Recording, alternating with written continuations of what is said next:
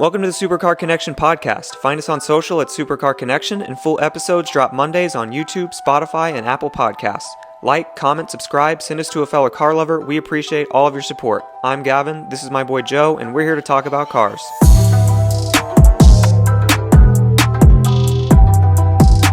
How many Romas do you have to buy to get a LaFerrari? Like 7?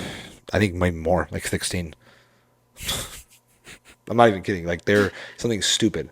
It's something ridiculous. Like you need to buy 3 GTC4 Lusos, a couple Romas, throw in a couple Portofinos, definitely some Portofinos, like a handful of Portofinos. Yeah, some SF90s, and you're ready to roll. Yeah, I think you got to buy a couple Portofinos just to get an SF90. You do. They don't just hand those things out. No. The SF90s are wild. Oh, you want I don't think they hand out F8s. There's an SF90. I don't see you have any Portofinos on your purchases. Yeah, for real. We have this one that's been sitting for 3 years. Yeah. Zero Portofino. Buy this, and he's you like, can get SF90. I'll give it to you at 25 over sticker. Bro, they literally have a license. It's just whatever, bro. It's just they screw people. I'm telling you, bro, Is that just the market, though? You think what? That's the market? Yeah, like the fact that it works like that. I'm going to try to say this in the least stupid way I can possibly say it, because when I say it, I'm going to sound really stupid when I say it. Okay? So, like, it's clipped out of context, I'm going to sound stupid. I'm going to clip this out of context. I know that. That's why I'm trying to really pick and choose my words. But, like, it is the market because they are making the market. Does that make sense? For sure. Like, the fact that we have to pay markup and they do limited allocation is all their scheme. So it's the market because they're making it the market. Mm-hmm. Like, if they, like, for example. What is the market? What is what market? Supply and demand. Demand. Right? Exactly. So when you supply less, the demand is higher. The price goes higher. That's what I'm saying. The suppliers right now are in such a favorable position compared to demand. But now with interest rates so high, now demand is actually lessing because people don't have cash to spend on those cars or don't want to take out loans against them because the payments are ridiculous. Mm-hmm. So the prices should be going down. So that kind of like with real estate, so that they can adjust to people actually purchasing them. The problem is they don't. Because there's such a finite amount of them, people are just letting them sit at dealers with markups. Because they know that eventually they'll get their money. Yeah. But it's supposed to be a pendulum, always. It always shifts in one party's direction and one party's favor, always. It never just dominates one side. And like that's what I feel like has just been happening since COVID. Like ever since COVID, it's just been dominant. It's been wild. It's been dominant. We're talking about, not to talk about the ZR1 again, the C7 ZR1, but when those hit in 2019, dude, they made a limited amount. Yep. It was at the time, the last known front engine Corvette. Yeah, the maxed out version of the Corvette. And those were going for under sticker. Do you know how wild it is? And now they're going for $250. I've seen some at almost $300. Yeah, that's insane. Those cars are going to end up, mark my words, and again, we can quote this and clip this, whatever. Those cars, I would give it maybe, let's say 2 years. Those cars would be upwards of 400, 500,000. You think so? I know so. No, so 400, 500,000. I don't know if I would agree with that. Especially the way that people are designing cars and the hybrid system and the way every direction everyone's going. We'll just have to time capsule that one. 755 horsepower in a Corvette with that look, that car is going to be at 400. The fact that everyone's going hybrid, electric, smaller turboed cars, you're talking about 755 with a supercharger. That thing is bonkers. But the transmission is Eh? What do you mean Yeah, sure, it's no dual clutch thing, but that's the whole thing though. When you have 755 horsepower, dude, oh, forget it, dude. No, I'm not saying it's not fast. I'm just saying you flip that thing into manual and you got to remember the ZR1 is the shift response. Those cars are normally geared ridiculous. Like you look at the 6th gen or the whatever you want to call it, the C6 ZR1. That one, when you're going from 3rd to 4th gear, it's still pull. Like you're still like you get to 120, you're still gaining. Yeah, I don't doubt it. That was like, I think those cars are a little bit over 600 horsepower. Now you're talking about 755. Yeah, I'm just saying, like, when you're driving a dual clutch paddle shift car, like the PDK or the 4C or the C8, when you hit that shifter, it shifts immediately. Yeah, you don't get the feather boy look to be able to go. But on the C8, it's like you hit it. Bro, because it's a grunt. You know what the Z06 sounds like? Quite the. Imagine what the ZR1 sounds like. Yeah. It's that grunty. I'm not saying it doesn't sound good. I'm just saying the transmission is slow. Yeah, I guess it shifts slow. I guess it's not fun to drive in manual because it doesn't shift Right. It's like just a dual fun to clutch. go. You can. It's fun. It's fun to actually drive in manual mode because when you hit shift, it shifts. That's true. So like you are in complete control. But in something You act like the one is slow in those cars. It's not slow. It's just not. It's not dual clutch fast. right. Well, after you drive a dual clutch, it kind of ruins it. It just depends on the dual clutch. Because that was my experience when I was driving the Z06. I started shifting, and I'm like, man, this is tough. Yeah, but you got it in your right foot. You got power, instant torque in your right foot. No, you got literally as soon as you touch gas pedal, you are screaming. Yeah, I get that. That's the trade off. Do you want it like that build up, and then like halfway through you get the, or do you want it as soon as you tap the gas pedal, the car just wants to? I want both. Is that too much to Well, ask my for? friend, then you need a C8 Z06, Z07 package. Yeah, I would happily take a C8 670 horsepower, naturally aspirated motor, the most powerful naturally aspirated motor ever built. V8. Okay. Yes, you know what I meant. Just making sure. On top of the fact, 0 to 60, what was the 0 to 60? 2.6? Yeah, I think so. Something stupid. Yeah, definitely on. stupid. And if you get a Z07 package, the look, can't beat it. No one's arguing that that's not a great car. That might be- someone is. Someone is going crazy. to argue, and I can't believe that someone's actually arguing that the C8 Z06 is not the best car in existence right now, but whatever. For the price. Because that's always part of it. Anything, How much you're paying for it. I would take that car over anything under 400,000. Anything under 400. I would take the Z06. You take that car over a Huracan? Yep. Only reason I would take a Huracan, because don't get me wrong, I'm gonna contradict myself, but somebody's gonna understand what I'm saying. I would take the Huracan because I'm a 25-year-old douchebag, so I would take the Huracan. But in all actuality, the only reason I'm picking the Huracan is just because of like the douchebaggy image that it brings. Yeah. The car, pound for pound, that Z06 is better. But I'm taking the Huracan because I like flexing. I want to be the big G. I like flexing. I think that's a fair opinion. You know what I'm saying? Yeah. So like technically I just contradicted myself, but I promise you, if you get what I'm saying, I only would pick the Huracan for the image. I have a question for you. Hit me. Because I feel like the answer is yes, but I just want to make sure. I want to get it on the record. All right. Are you a proponent of the market? Proponent? What do you mean by proponent? Like define. Like the free market economy. Am I for the free market is that a economy? good thing Absolutely. or a bad thing? That's a great thing. Okay. Free Capitalism. market economy is a good thing. Free market economy is a good thing. So we look at the car prices. Uh-huh. That is just a result of the free market economy. Technically. There are buyers and there are sellers. Correct. And the sellers get to set the price. Correct. And the buyers, they buy. Correct. And if there's no buyers, they got to lower the price. And if there's too many buyers, they raise the price. Correct. It's that simple, right? Correct. So what's your, you had some like counter something. I wasn't really trying to counter. It's just more, it's not me countering. It's just me saying that this is horseshit. That's more so what I'm saying. Like, why? Because, dude, it's like, I don't know how to describe it. Maybe when you go to all like the Italian or the foreign exotic car makers, that I understand. But like for me, maybe honestly my stigma and my I guess my pouting solely comes from General Motors. Like there's just everything they've done with the C8 is just pissing me off. Like they're doing it like the exotics like manufacturers, when like the whole point of the brand of Corvette is like an American achievable sports car. But they're not pumping them out of the factory on purpose. How many? They're not pumping them out? Yeah, they're not. What do you mean? They're not building units. They're not those like that Z06. Was it because of the strike? Well, that partially, but And even then because still, of the sourcing? bro, they delayed the damn release months. Because okay? they couldn't source carbon fiber, right? Well, that's what I'm saying. But like at the same time, that part I understand. But you could still pump out cars with no carbon fiber package.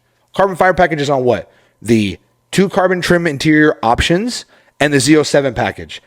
Z07 pack has a carbon flash, which is literally gloss black. You know what I'm saying? Mm-hmm. Like, they could have absolutely produced those cars, and they're supposed to. But they're just, again, the greed of big corporations and everything in between, which I'm totally for, because capitalism is the reason why we're the greatest country in the world. But that doesn't actually benefit GM. How do you know? You think they're getting a cut of the markups? I'm going to explain to you why it benefits right now, okay? Breaking down more game for everybody, okay? The way they released the C8 Stingray, okay? When they redesigned the motor and they kept it very simple, now that we know what's coming and what exists with the E-Ray and the Z06, now you look at everything and the C8 Stingray is like, you get what I'm saying? In comparison. But back in 2019, 2020, the C8 Stingray was, holy crap, 2.90 to 60. What? That's crazy. Look at the look. Look at the redesign. They're squeezing the markets on every trim of the car. Like right now, like from the last 2 or 3 years before the Z06 dropped or the E-Ray dropped, they milked the C8 market. Markups, pushing the cars, over sticker. Now the Z06 comes out and they're slowly unveiling it. C8s are dropping in value. Remember, people, you got to remember this. Number one key detail. Anytime you're buying a car, I would say not anytime, 90% of the time you're buying a car over sticker for markup, as soon as the car or the supply and demand of those vehicles swap to pendulum, that markup you paid in equity, whatever you paid, it's gone. Like it's instant loss, instant depreciation. The equity's gone. It's not equity because you're paying over what the actual base value of the car from the manufacturer deems it. You get me? Mm-hmm. So as soon as the supply and demand pendulum swings, all of a sudden, boom, you lose that money. Yeah. So aka I paid over sticker for my C8. So I'm willing to say this and stuff like that. That car, I paid $5,000 over sticker for my C8. Now that car has depreciated, not crazy because the spec I got like a optioned out one. So it's still holding value because it's got a lot of options. But even still has dropped tremendously now that the Z06s are like flirting with being available. You get me? Yeah. And that's what they're going to do. And there's so many C8s available. Exactly. So think about it. We're like in year one of the Z06s. These markups are going to die slowly. But think about people who are paying $190, $200 for these cars. Yeah, they're going to lose 40, 50, 60, 70 grand. I mean, we've already seen it depreciate. That's what I'm saying. We've already seen it fluctuate 40 grand. Exactly. It's gone down. It's gone back up. Exactly. They are not doing anything or what they could be doing to actually move those numbers because they want to milk every single trim level. And then 2-3 years down the line from now, when they're flirting with whatever redesign or refresh that they'll do on these C8s in all the trim levels, they'll start producing cars really fast. To then right when they get ready to release the new redefine, all those cars are going to drop in value. And people won't be able to have the value to trade them up to the next model. They'll have a huge gap in their depreciation, their equity, and they'll get screwed. Because people paid markups and they got sucked into stuff. Yeah. You get me? But people are only paying markups because they're willing to. Exactly. But again, that goes back to the whole thing. The dealers are taking advantage of the fact that people with money have a lot of money or spending money however they want. The dealers. The manufacturers, you know what I mean? No, the manufacturers. See, I would say that the dealer is the middleman. The manufacturer does not benefit from selling less cars. The manufacturer benefits from selling more cars. Whether the dealer sells it for $30,000 over or $5,000 under sticker, the manufacturer made the same amount of money on the car. Correct. That's fair. But the fucking manufacturers can actually they can tell the dealers no markups or else you're losing allocations. Right. And GM's just turning their head to everything. Has anyone done that? Who? Any manufacturer? Absolutely. Who? Ford was even doing it at one point. Oh, on the Broncos. On the Broncos, and then Ford, even with their EV sector, they came out and they said, if you're not going to invest in any electric vehicle infrastructure, we're cutting you off. The thing with the Bronco, though, was people that were ordering the car, waiting 2 years to get the car, and then when their car shows up, the dealer's like, oh, by the way, it's $10,000 over to get the car. After you wait, you got in line, you placed your order, and then waited 2 years. Is that not what's happening with Z06? I don't think so. Is that what's happening? I've been on a wait list for 4 years for that car. Right, but your allocation hasn't popped up? No. If it would have popped up, I would have the damn car because I got the allocation with no markup. That's what I'm saying. Oh, you're saying the dealer's just not even they're not going down the list. Granted, I'm not 100% sure the dealer I have the allocation with is doing markups. I think they might actually be one of the only dealers that are not doing markups solely because nobody's backed out of deals. Yeah. Like everybody that's gotten allocation from this dealership has gotten the car. So they don't have a car sitting.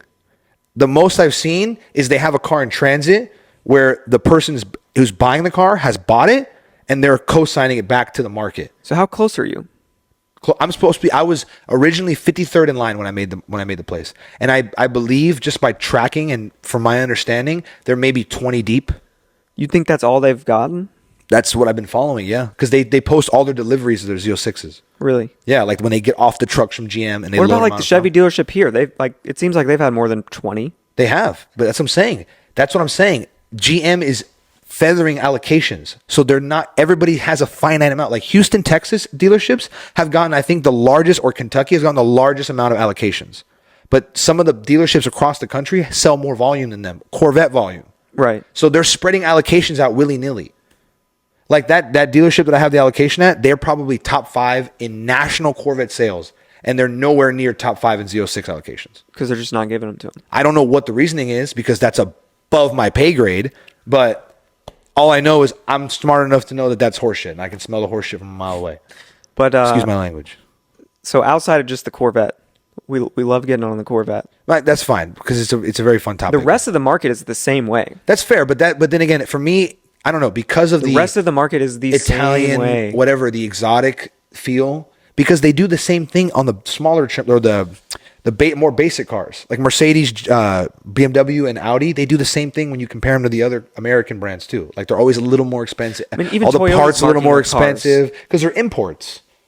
So they're always going to be a little more expensive. So that's supply and demand, and those places have always historically had very finite supply from their inception, bro. Even still, they're like breaking production and sales records every year. All of them. Yeah, because there's so much demand, which Right. makes sense because their supply they is so still go finite. up. And what's crazy is they're making more every year. All the cars that they made still exist. Yeah. You look at the Gallardo. Not all the cars they may still exist. A lot of the cars they made still Not a exist. lot of them, no. Yeah, a lot of them. A lot of them have been totaled, picked up by certain people and fixed or never repaired and done. So you think most of those cars are Not on the most, road? but that adds into it too. Sure, it adds into it. But still, every year more get added, and every year some stay on the road. Well, it depends So too. every year there are more Lamborghinis in the world than the year before.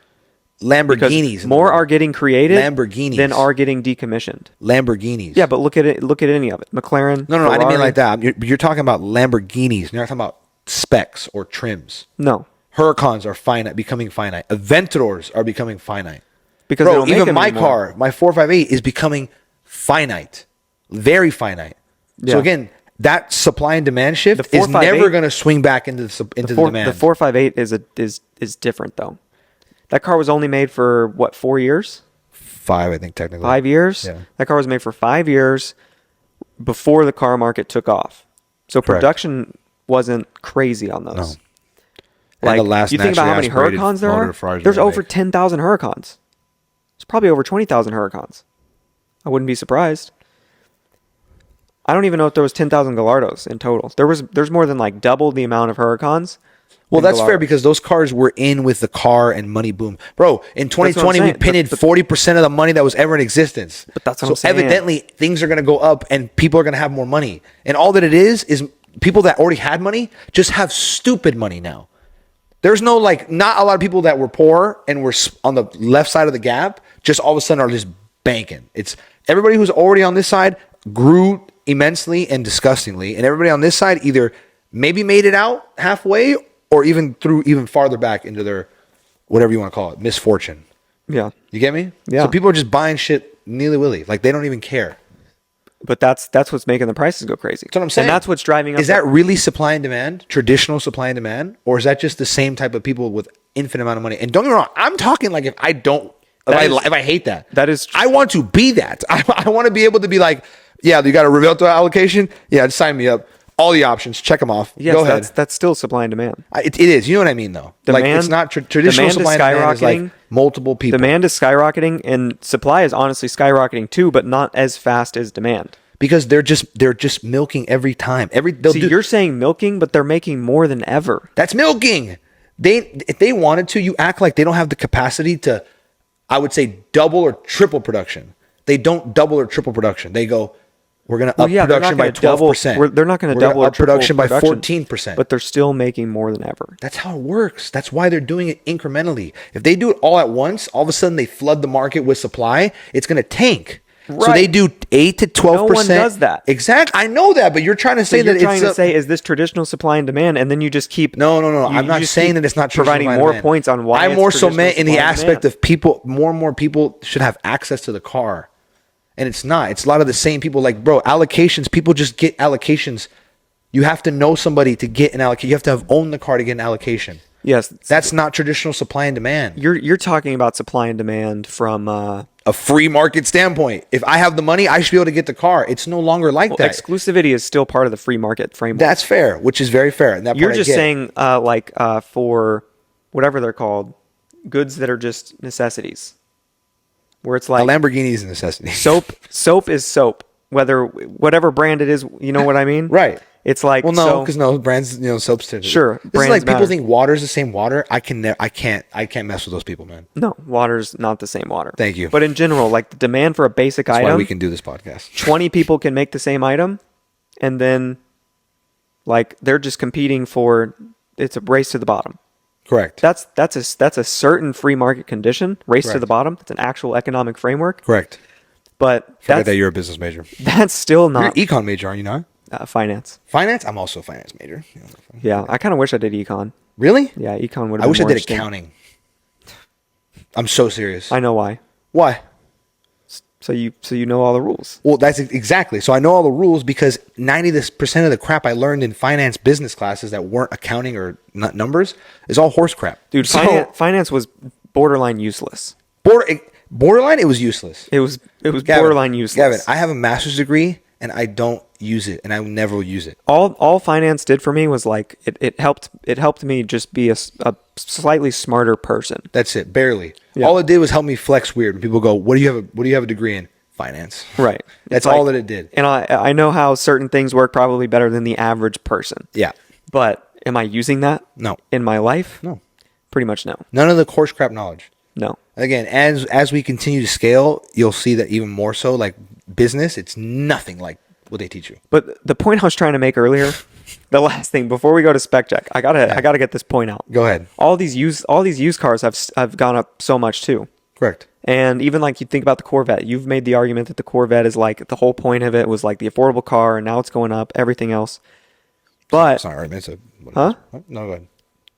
But here's the point I want to make is as the price of like the new one goes up, it drags up the price of the other stuff because like within the market, it's all relativity. So when a new Huracan like a new Lamborghini is a little over 200,000, then a Corvette you're getting it for a third of the price or whatever. Well, now when a new Huracan, a new Lamborghini is 300,000 to get in, it's almost $100,000 more, 33% more than it used to be. Like everything else scales the same way. Even a used Gallardo goes up 33% more. I don't know, man. I don't know. Relatively. I get the concept that you're jump. saying. I get the concept you're saying, but I don't know if I would consider that relativity. I would just consider that just base inflation. But even like you think about how many cars I'm Like gonna, the Audi R8s. I'm gonna butcher this stat, Go ahead. and then we can come back to the Audi R8s. Yeah, because I know as soon as I said that, it sparked your interest. I saw your face light up. But I heard this fact, and this is not going to be exact, but it's like close to what. And It's I'm okay. even going to The underestimate. people will ream you in the comment section. Yeah. So in like 2010, there were 3,000-ish cars that were valued at over $1 million on the market. 3,000-ish 3,000 cars valued at over $1 million. in the world in 2010. Valued as in just on the marketplace listed over $1 million. Like Not like MSRP over $1 million. the fair market value of that car was estimated at Fair over market $1 million. value. Okay, So you're got looking it. at like certain classic collectibles and Bugatti Veyrons. Right. Basically at that time was Yep. all it was. Yep. Ladybugs. Like Koenigsegg's back then were like 700,000. Like the early Koenigsegg's. Okay. Like that's what It's we're also talking about. inflation. Yeah, but yeah. So fast forward today, there's like 200,000 cars worth over $1 million. That is insane. Even like the relativity of spending over $1 million used to be like that was unthinkable. And now people have multiple $4 million cars. Correct. It's like Koenigsegg releases a new whatever, and it's like, boom, list filled.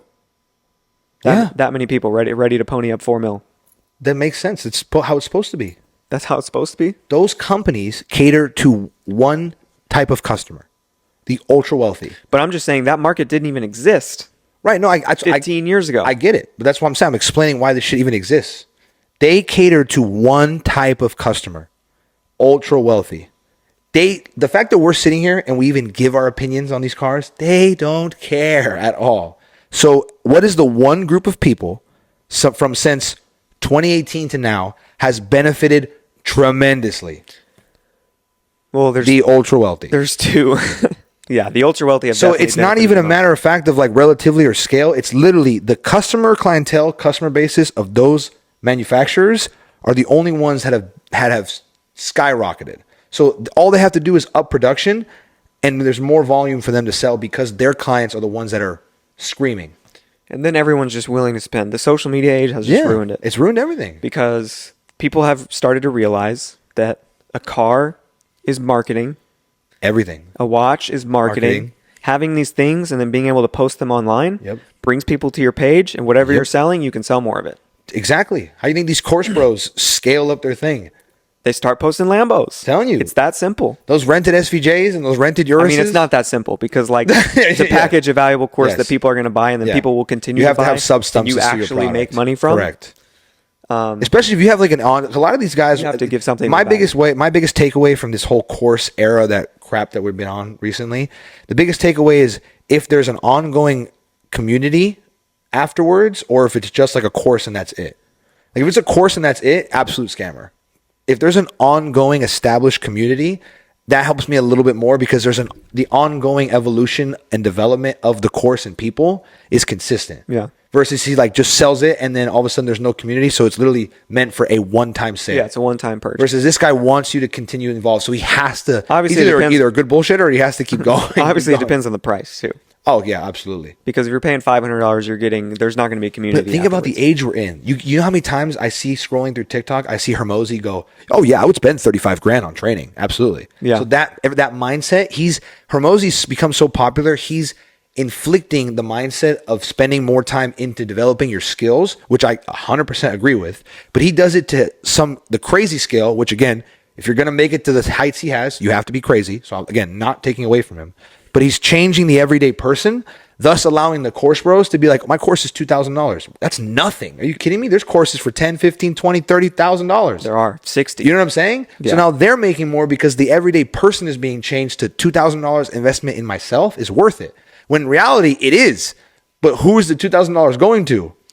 I hope it's not some life insurance coach in Miami that's driving an SVJ around South Beach. Here's my one, since we're talking about courses again, I'll give my one advice around courses. Go ahead. If you're looking at some course, if it's like a specific thing, a specific skill. Niche. Yes, I'd probably stay away. Niche. If it's like you have to do this specific thing to make the money, unless you do that thing and you love it and it works out, you're throwing your money away. Okay. If you're going to buy a course, invest in the stuff that are actual skills that can be applied to anything you do. Yeah, multiple areas. Learn like copywriting, learn Facebook ads, like courses on that sort of stuff. Hustlers University. Scaling social media, like things that will actually that will help any business you decide to do. Right. Those are the skills that like Hermosi talks about. Right. Like Hermosi's we're not talking about courses where it's like someone teaches you how to sell on Amazon. Yeah. Yeah. Drop ship. Yeah. Drop ship. Like that's and hey, there's people that make money on drop shipping. There are. But there's also people that don't. Yep. More of them. A lot. More of them. 99% that do. Yep. And so like, don't pour into a skill that like, if this doesn't work out for me, I can't do anything with it. Yep. If you're going to spend money on a skill, spend it on something that even if it doesn't make you money immediately, it's something you can use in your future. Personal development skills. Yes. Not niche industry skills. Right. I feel like once you already establish yourself, whatever industry you are, and it's already going certain in your scaling, that's when you do niche things. But in terms of you have nothing and you're at the ground level, you need to build yourself up as a human. Advertising, sales, real skills that can be applied in multiple places. Yes. You learn how to sell. It's arguably, like people say, it's like the number one skill to learn. Yeah. Because literally it's just a certain amount of being personable, being able to read somebody in interaction, being able to adjust yourself and adapt to the situation immediately. It's a game. Immensely. It's a game. It is. 100%. Life is a game at this point. I get this person to buy this item? That's it. Can I convince them? Do they want to? It doesn't really seem like it, but I'm going to make it happen. Exactly. I think this would be you want to segue into spec check before we get rolling too much on this thing, because I feel like you and I could talk about this course and just even the free market economy all day long. But we're here for cars. We're here for cars. One day econ talk might come out. But yes. Am I allowed to drink some water real quick? Yeah. Have some water. I'm a little parched. Joe Rogan, they just cut it to pee. Does he cut it to pee, or does he just get up and he's gone for 5 minutes? No, I mean, half the time I feel like they're like, hey, I gotta go pee. And they're like, all right. And then it's like, cuts and they're like, all right, and we're back. Yeah, because I'm telling you, those things are 3 hours long. Yeah, I just always find it funny, like their bathroom breaks. You'd think with the scale that he's making it, they'd have like a smoother bathroom break transition. Yeah, but it's always just like, no, dude. I mean, I could be wrong, and I probably am wrong, but there's no way Rogan's got like a super structure to his things. He's like, all right, how messed up can we get, and how weird can we make this conversation go in a 3-hour time period? Like he's got Elon Musk going crazy on there. I know, I got to listen to that one. Dude, I'm telling you, Elon Musk is a heck of a human. If you want to hear the best, I'm going to go ahead while Gavin pulls up this spec check. Some of the best Joe Rogans are when he's got Tom Segura and Joey Diaz on it.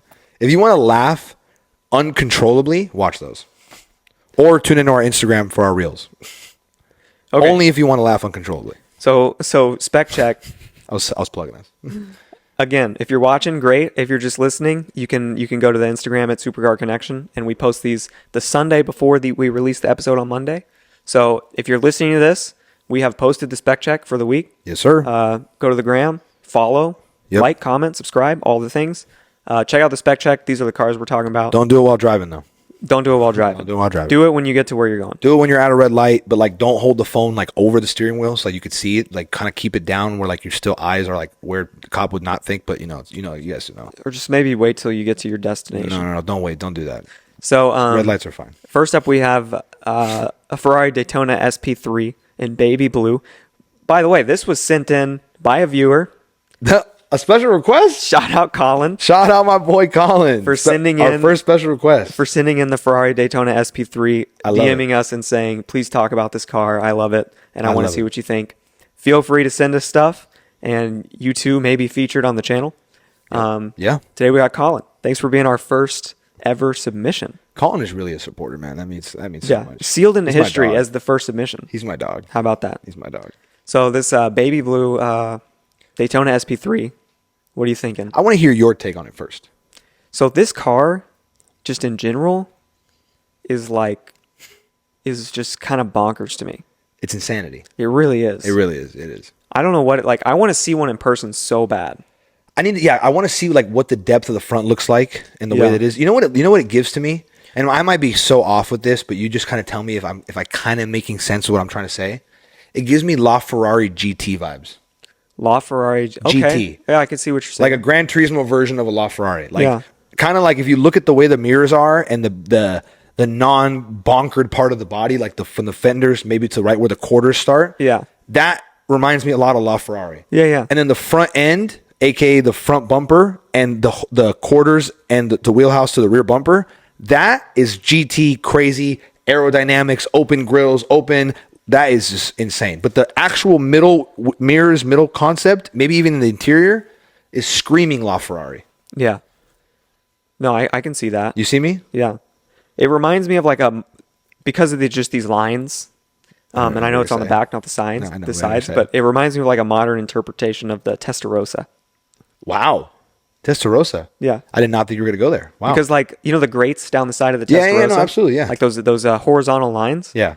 You don't see that on many other Ferraris until this. You don't. Again, even though this is the back and not the side, but like that horizontal line thing from the Testarossa. Doesn't it have it in the front too? Doesn't it have the horizontal lines in the front as well? In those grill shutters right there? A little bit. Yeah. A little bit on the See, front. that looks like it too. Like if that was to continue the whole way, that's literally what it looks like. Yeah, if they had some grates down the side, that might be kind of clean, but I honestly, think this car is insane. The thing is too is like I said last episode, this color is growing on me. Like this has worked its way up to my number 3 color choice for cars. Behind what? Behind black and white. Black and white. Black and white. And white and black or black and those white? depend on the car. Greatly depend on the car. G-Wagon, murdered out. Murdered out. See, I teeter between murdered out, but every time I see a white one with all black, that's also very with clean. The gloss black grill and everything. Just to throw a snippet in, China Blue G63. Look it up. Fire. That's like this color, isn't exactly. Exactly. So yeah, I definitely love this color. The only thing I would change are these wheels. Yeah, I don't know what this is. I don't know what it is either. This is weak. This is weak even for like Ferrari standard wheels. Imagine put some Forgiatos on this. Yeah, Or what are those revolver wheels that we love so much? I don't know what The revolver wheels, like on the Urus wheels. is, the little like Yeah. It looks like a revolver. Like you Are the spin the ADV revolver. one? You don't know. I know the ADV ones are Ferrari wheels. I'm talking about They don't make those revolver. They make revolver wheels. they might. I They think the might. ones on the Urus that you usually see are ADV one I thought they were RDB brand. Maybe they're not. because Oh, everything's RDB brand. So for the Urus. Yeah. Yeah. In the S class. it's damn near it's the Rolls-Royce. RDB Urus. It's not a Lamborghini Urus. It's RDB Urus. So beautiful. The what's it called? Jury's out. All right. What's our next one? Shout out to Colin. Next one. This is mine for you. Okay, let's do it. Oh wow, you did me nice and dirty. What do you think? Oh, you tell them where we're looking at.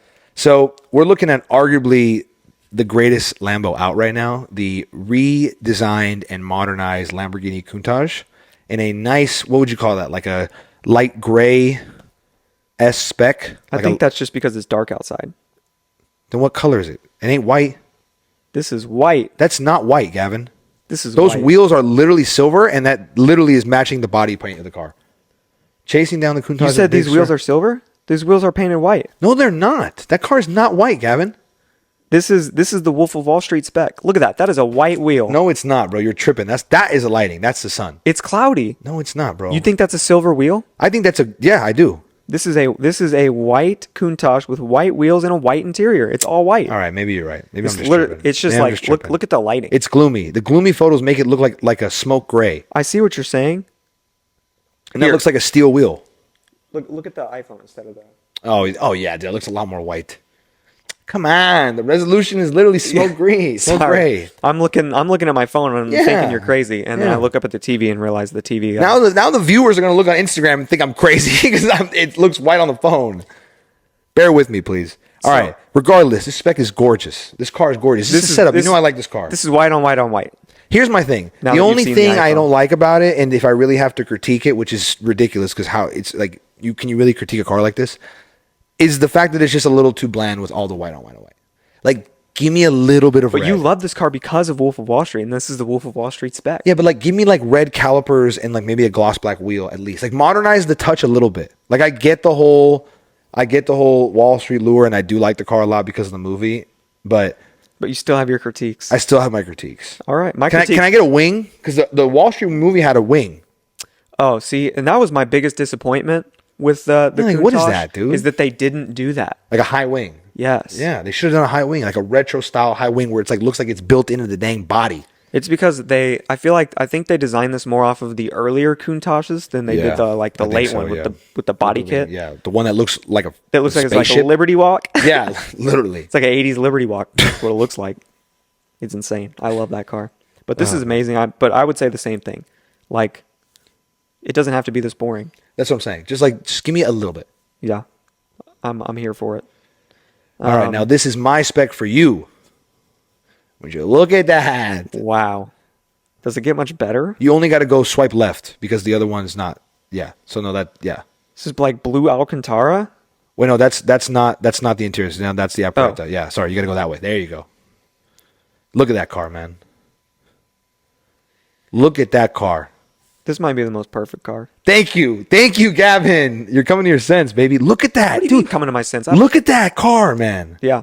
I see That it. car is ridiculous, I've always thought the LaFerrari was one of the best dude. LaFerrari is designs ever. insane, dude. It's insane. It's gorgeous. Look at that thing. Everything about it is perfect. This is like honestly, The proportions, This might be the the design. one spec check where I literally am like, this is the perfect spec. The white and black contrast on this car is done perfectly. Perfectly. Dark tint, red calipers. Oh my gosh. I'm gonna have to find a purple LaFerrari. So you can ruin it. There's one out there. So you can ruin it. Yeah, I'm sure there's one out there because there's some people like to ruin perfectly good things. But this is perfect. I'm telling you, man. There's no topic to be even had here. This is perfect. White and black LaFerrari. Give it to me. Give me a solid red dripped out interior too. Yeah, if this had red dripped out interior, I don't know. My soul would leave my body right now. Yeah, that'd just be game over. It'd be ridiculous. Ridiculous. Well, you take that Laf over the Countach as is. As is, As absolutely, is. absolutely. Okay, but if you could if you could spec your own out, what would you go? I could with? spec both of mine out, or I could just spec a Countach out. You could spec either one out. I would still take LaFerrari. Yeah. Yeah. How would you spec it? The LaFerrari? Yeah. Now, I have two personalities that trigger when you ask me this question. I have my like pretty boy personality where I would probably do like that blend. I would probably do maybe a little bit more red and I would do a little more black. I would probably take the lower, I would probably paint it or wrap the lower like more into the quarter than where it goes into the cab. Or I'd go on like my Batman night mode personality and I would murder the car out. But even like murder like where the Ferrari badges, instead of being the traditional yellow, it's like the one that Zoe has, like the carbon fibered black ones. Yeah. And then red calipers. Matte Red black? dripped interior bowl. Matte black or gloss black? Matte black with the gloss black contrast. The matte black. The gloss black LaFerrari contrast. looks ridiculous. I would literally be Batman. Yeah. Like Batman and I would be the same person. Call yourself Bruce Wayne? Call myself Bruce Wayne. Or I'm what's his name? The one that Tate always says. James Bond. At that point I'm practically James Bond. James Bond. Matte black would be tough not to. It'd be tough not to spec in matte black.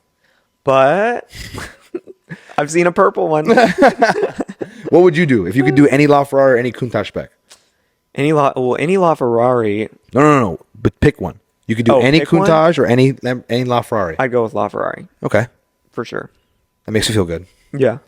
The color would be like really hard for me to choose. You'd have to see him maybe all in person Yeah. and then make a decision. Yeah. But Because like, do they even offer certain colors in that car? you could get it in whatever you wanted. They only offered it to certain people. You know this. You talk to Ferrari. You ask them. You go. Hey guys, just in case, in case I was I've thinking just about seen, snagging one of them. I've seen enough specs, and I saw one that was with the TaylorMade program one How do time. you know those aren't wraps? Because it had the TaylorMade badge, Mm. and then it was one of Ferrari's colors. Oh, it was The on one I saw. It was on the personalized spec badge. Yeah, I saw like That's fair. they have this like really bright royal blue. It's like blue electrico. I want to say it's called Bright royal blue, Yes, or like a repeat blue. not repeat. Okay. Bright royal, like a really I don't know if I'm a big royal guy. Man. like a metallic royal, like the color of my Lotus. That's a really bright royal. It was that color. That's a deep royal. It's not a bright royal. It's a deep royal. Okay, maybe My it's bad. deep, but this one was in Seattle. It's pretty cool. That matches the city. Yeah, That color matches. I'm also a big fan of that. I think it was a Microsoft guy. I saw it at Cars and Oh, Coffee. was it Steve Ballmer? No, No, you sure? I don't know. No? Okay. Wasn't Gates himself or no? No, Oh, okay. Just checking. Gates doesn't drive anything cool. I mean, he doesn't have anything. He doesn't have anything cool. I don't think so. He's so lame, man. I don't know. He's a D. All that money. At least Bezos is doing cool stuff. Bezos is moving from Seattle to Miami now. You see that? That's a good call. That's Seattle's that's not a place move. you want to live. It's not. It's not. I mean, don't get me wrong. State of Washington, especially you have gone to school there. It's a great state. I know a lot of people from there. I like it, but dude, there's like living up there. The thought of it, like I could do a temporary situation, but like the thought of like living up there, there's no way, dude. I was there for 3 years. I do not want to live there ever again. This is an unrelated car question, but I kind of want to just talk about this topic for like 30 seconds. Ask you this question. Do you feel like the city is, with the rain, it actually makes you slightly depressed in actuality? Or do you think that's just kind of like what people say that are up from there? It is like that for sure. You really feel the effect of like a slight depression because of the weather. When you go 3 months without seeing the sun, legitimately, Okay, that's fair. 3 months without think seeing about the that. That's sun.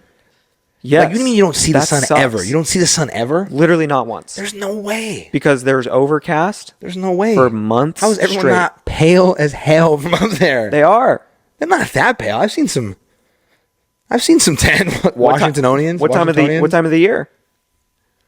Because I mean, the summers are perfect. Spring and summertime, yeah. Summers are perfect. Summers are perfect. That's Winters- why people winters. live there because summers are perfect. No, I go to Washington from time to time in the winters. Yeah. Yeah, Seattle or I go to different parts, but yeah, in between. But because Seattle's regardless. where it's really bad. Seattle's bad. And But- like from January, you can easily go from January to March and not see the sun. That's insane to me. It's horrible. I don't know what I would do. At the same time, I feel like we're spoiled here. Our weather's ridiculous. Yeah, I'm having deja vu. Have we talked about this? Have we? I think maybe we have. Honestly, I think this episode, for the fact that like we've talked about such a variety of topics, like I think this is a good thing for us. I Yeah. feel like people are starting to enjoy like just us talking and having a conversation about certain things. Mm-hmm. Even so, like with the cars mixed in between. But even like so, let's compare the car culture. Cause Hit me. I love cars. Exactly. And there's car cultures are different in every city. I went to like the Bellevue Cars and Coffee, which is going to be the biggest show you can go to in Washington. And the bougiest in Washington, probably. And let me tell you, it was not crazy. The Kings area. Not crazy. Not crazy in the sense of what? I bet the it's vehicles crazy. That were there? Yes. Well, because think about it. If you're going to have that type of car, first off, if you have enough money to have that type of car, you're not living in Washington year round. You might have a home there that you're there in the summers. Because the summers, I'm not going to lie to you, Washington for like 2 months a year might be the most beautiful place in all of the United States. For 2 months of the year. It's amazing. July, August. That's it. Perfect. Very nice people, very nice city, bright sun all the time, whatever. But you're telling me you got that type of car and it's shipped up there? No. Those people, all the other months in the year, are in Florida, in Miami, living it up, driving that car. Then they go back to Seattle in their G-Wagon and they roll around in the G-Wagon in Seattle. All right. Well, all I'm saying is that the shows there were not that crazy. I went to a Bellevue Cars and Coffee because there was supposed to be a LaFerrari there, and there was that blue one. And that was the first LaFerrari I'd ever seen, which was like kind of cool.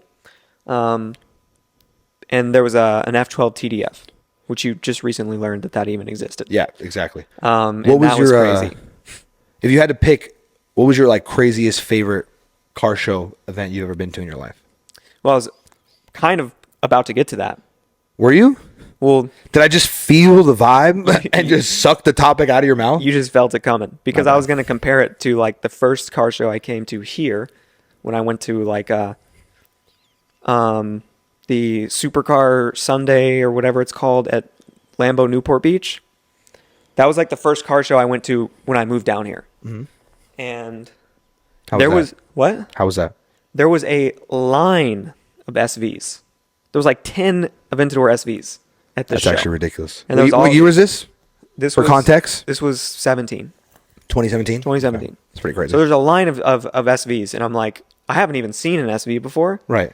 And now I'm looking at 10 of them in different colors. Like that was the change when I moved here. Right. The craziest car show I've ever been to. Who was I with? This guy. I was with you. The Cars and Copters in Huntington Beach. The first one. The very first one put together. I think they've had maybe 3 now. Yep. The very first one. We went down to the very first one. At the time, it was the biggest gathering of Koenigsegg's ever.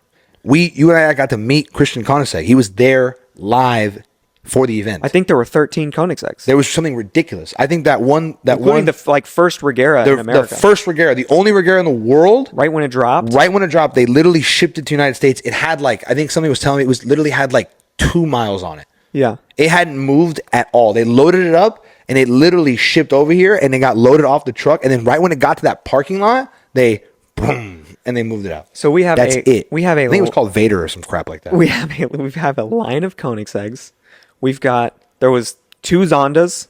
Bugattis were regular. Like 2 Chirons. There was a Mansory Veyron. That was when Veyrons were the Mansory Veyron was beautiful. Let me tell you, I think might that's be the best Mansory they've ever made. First off, that Bugatti Mansory package might have sparked my love for Mansory that day because I saw it and I was like, what? But that was during the time frame where Veyrons were the number 1 king of the road, and they were a dime a dozen at that show. There was literally maybe 10 Bugattis, 12 Bugattis.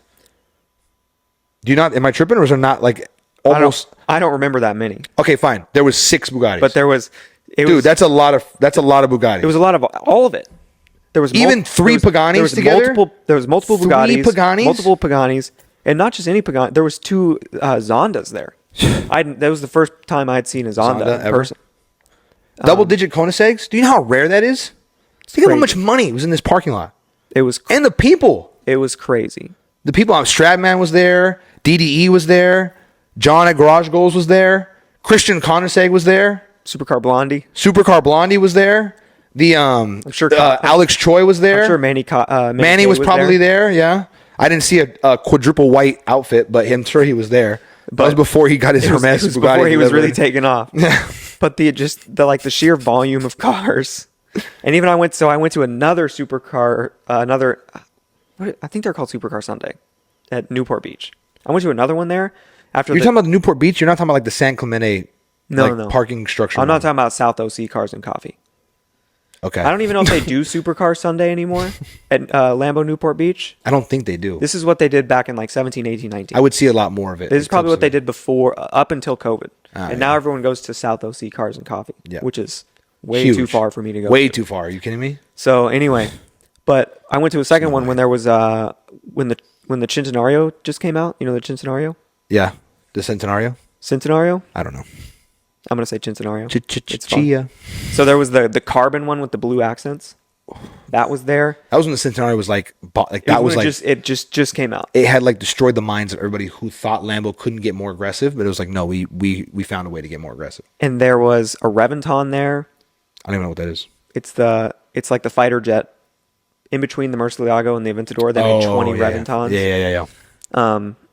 And Are there Reventon SVs or no? No. No? The Reventon. There was Reventon and Reventon Roadster. It was just like they made 20 of each. It was super limited. That's insane. It was like it was just it was a bodied Murcielago SV basically. Got it. But those things are beautiful. And there's like I remember I saw my first Koenigsegg at a Cars and Coffee here. I saw when I showed up and there was three Agaras one time, and Something I'm just ridiculous. like they're parked next to each other. That was just at a Cars and Coffee, not even like South OC like Right. one time a year. Just random. I go to a Cars and Coffee and there's 3 Koenigsegg's and a couple Wyras. Like that's what you see here. It's crazy, and I don't know if it's like that everywhere else now because the last time I've been to last time I've been to a car show not in LA was like 2013. Yeah. So I don't know what it's like. Was everywhere else it anymore. a Dallas car show? Yeah. I've been to a Miami car show, which is honestly kind of a bad one because it's pretty damn on par. But Miami's also ridiculous. I would imagine. Yeah.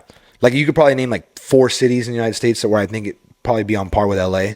But I went to a Lake Havasu classic car meet, and that was an interesting crowd, an interesting vibe. Yeah, the classic car meets are different. Meets, yeah. Those are why do you got so much aero, son? That type of car meets versus these are like big wing type of fan base. The ones that we've been to. Yeah. More so style. But I'm thinking Miami, for sure on par with LA. For sure. And I'm on par. I don't want to say over because LA really does bring it, but like on par. What would you say 3 is?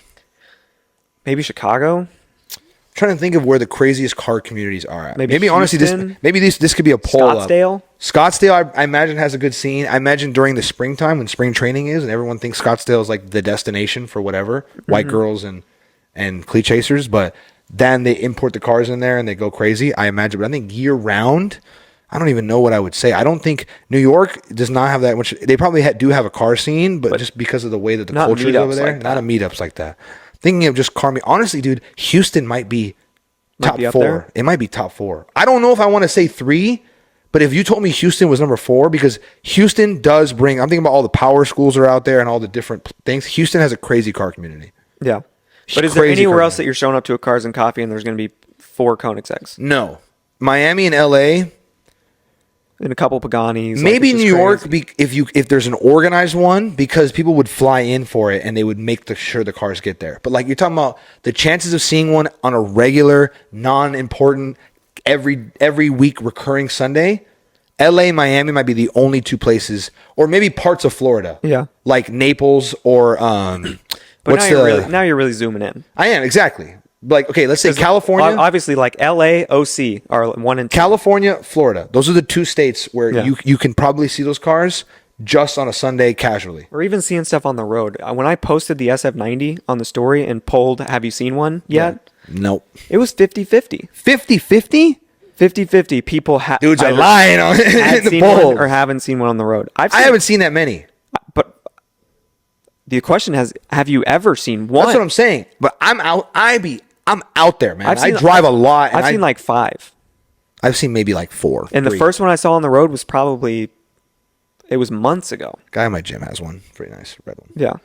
Can I tell my craziest in-person car spot story? Yeah, that's what I was about to ask you. Dude, at this point, You're this is one step ridiculous. ahead of me tonight. Honestly, I feel like that's my life plan. We don't even like be one step ahead of everybody. we don't even someone told me they thought we like scripted this. Dude, I was like, we have topics. I was going to say, no, like none of this is scripted. This is literally just pure vibes. We're just talking. All vibes. But yeah, you're literally 1 step ahead of me tonight. Not 2 steps, 1 step. 1 step. Not even that. Like half. Like when you lift your foot up, my foot's ready to go. Right where you're about to try to put your foot down.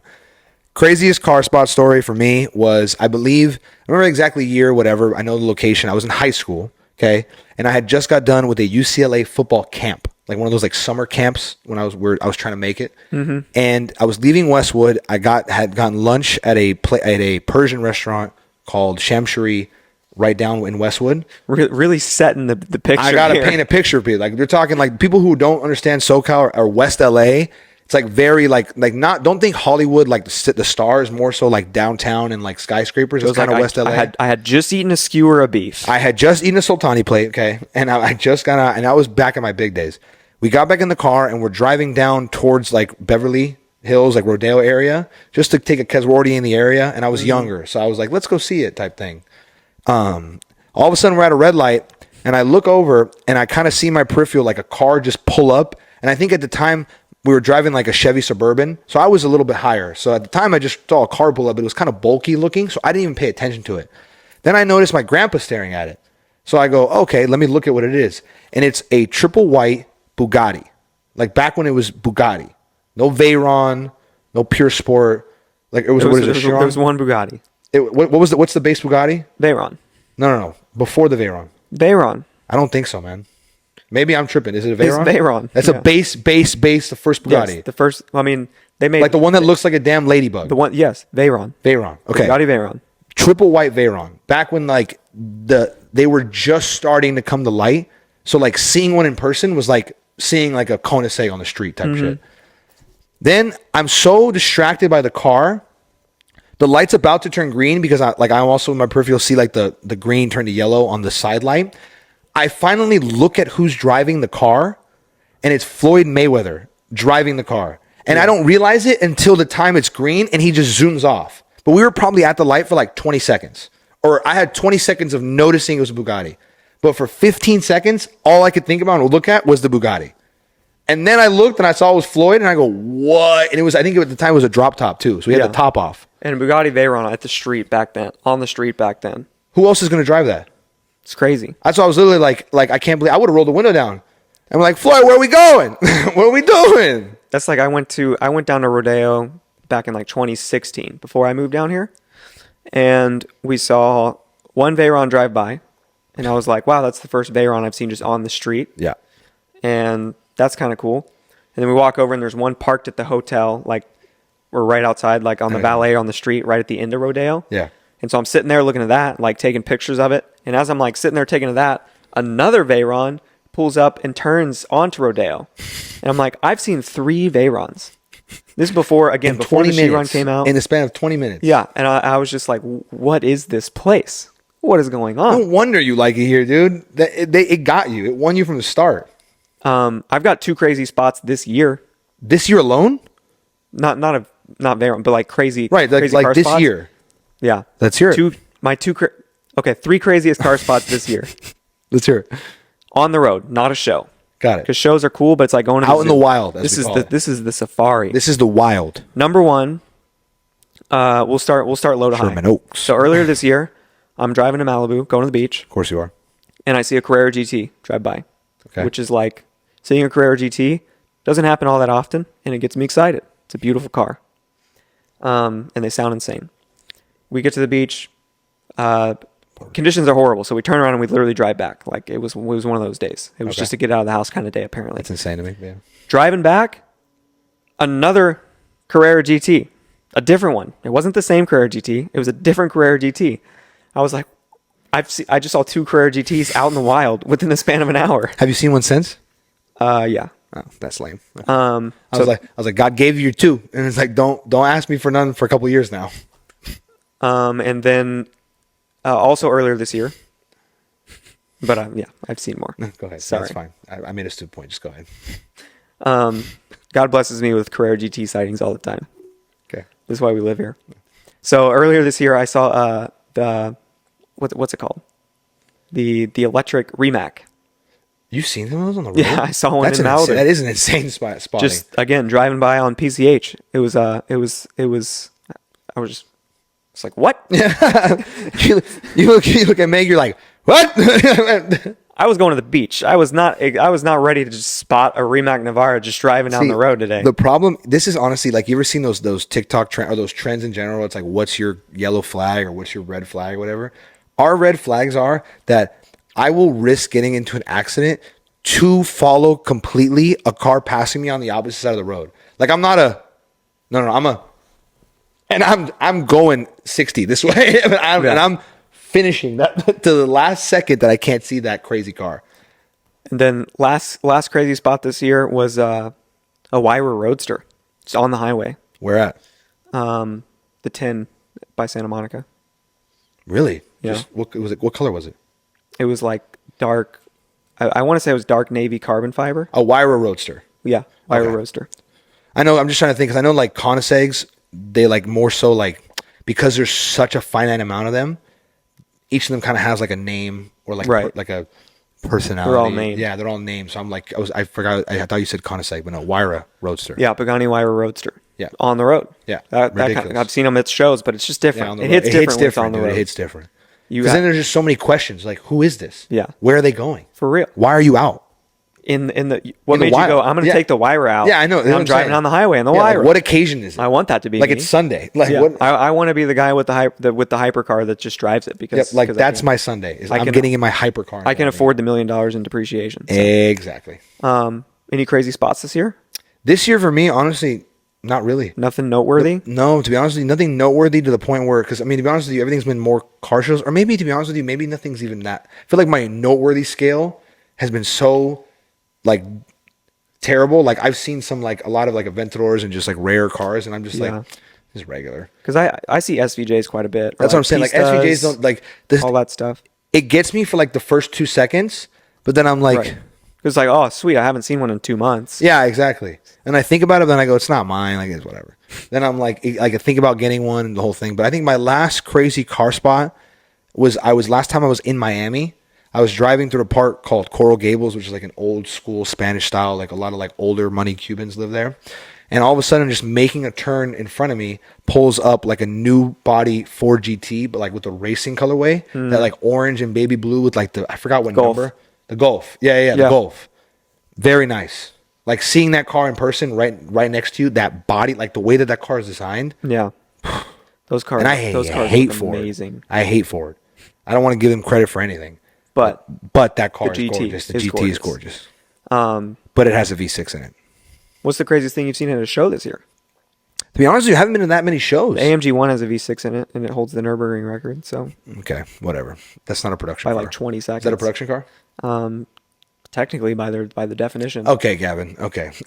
This year, no, I haven't had any crazy car meet things. I've been to a lot of just low-key car meets. Yeah. Where like just trying to like network and meet people and talk, stuff like that. So I haven't been to like anything crazy. Like we didn't even go to Carter Cop this year. Literally because I think work and everything in between. Yeah, but I've been going to like a local car meet in like La Cañada area on Saturday mornings with some of the older gentlemen, and it's more classics and like rarer exotics. Yeah. Like I saw like a Miura the other day there. Really? Like, yeah, that's pretty nice. I don't think I've seen a Miura. Really? Yeah. I think I saw like literally just. I mean, I guess you call that like a crazy car spot then. For sure. I feel like it's scale. I feel like everybody's crazy car. Miuras are over $1 million. Yeah. And they're extremely rare. Dude, I'm telling you, that La Cañada Hills area, like deep tucked away, like Altadena, that's like money. That's like nobody knows I exist. I go golfing most of the time, and I don't really go to the city. Like that's the type of money up there. Yeah. But like I think I also craziest spot was I saw another P1 on the freeway on the 405 out in the wild. I saw a P1 somewhat. I've seen 2 or 3 in the wild over my life, but like it's rare enough where. Even if I do see one, it's still kind of like a P1 type. I can't remember if it was last year that I saw a P1 or earlier this year, but yeah, what color was it? I think like mostly black. Yeah. Not murdered out, but like black with like maybe like orange calipers or something like that, orange accents. That's not bad. Yeah. The one I saw was like really dark copper, almost like dark brown. Not my favorite color, but again, you drive by it and it's a P1 and it doesn't even matter. Don't matter. It's like the color of this couch. Doesn't even matter. It don't even matter. Doesn't even matter.